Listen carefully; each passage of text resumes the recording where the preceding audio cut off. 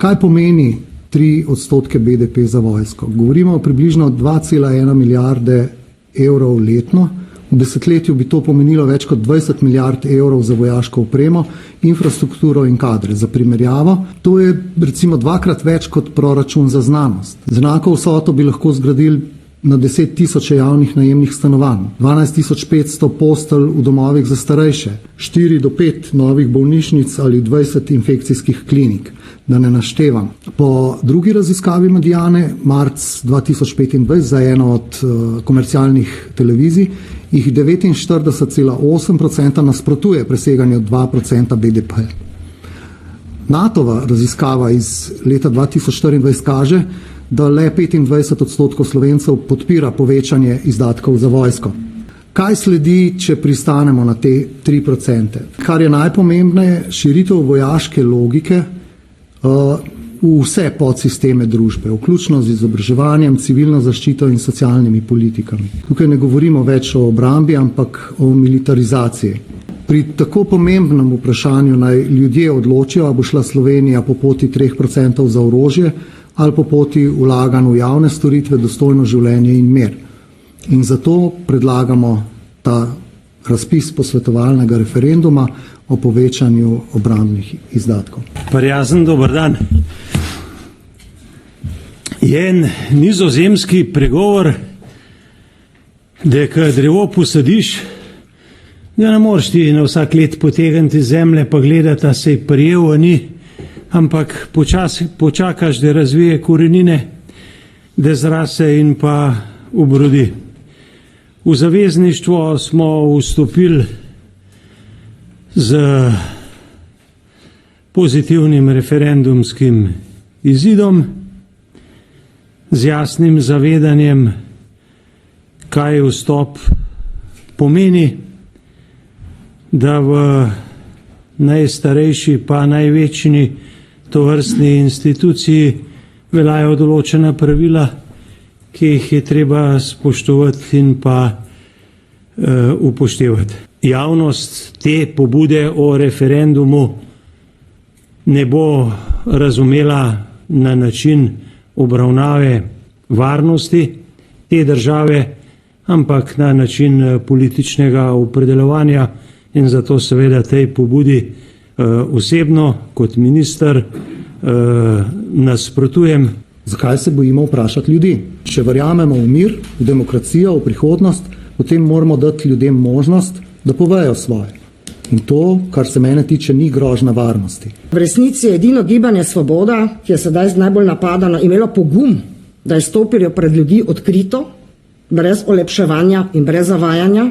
Povedali smo resnico, če tudi ni prijetna, da varnost stane, da mir ni samoumeven in da članstvo v NATO ni samo simbol, ampak tudi obveza. Če resnično misliš, da prihodnost državljank in državljanov in pač ne prodajaš neke lažne tolažbe, da bo se vse nekako uredilo, da bo, ne vem.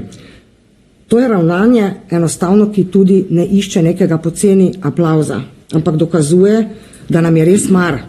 Ne samo za to, kaj bo danes v naslovnicah, ampak tudi, kaj bo jutri s to državo. Takrat toliko, da vas spomnim, pa me prosim popravite, tisti, ki ima podatke. Takrat ni bilo z besedico omenjeno, da bo ta izlet v NATO stal 2% GDP. Ni bilo. Če ima kdo ta podatek, lepo prosim, dajte mi ga. Tudi tedaj ni bilo nič govora, zero, zilč, o jedrskem težniku. Niti z besedico ni bila omenjena ena atomska bomba. Za 1000 milijard na leto lahko kupimo na leto 50 letalonosilk. Ja, za božjo voljo, no. Pa o čem govorimo? A to rabimo na leto? Meni se ne zdi, da je referendum populizem.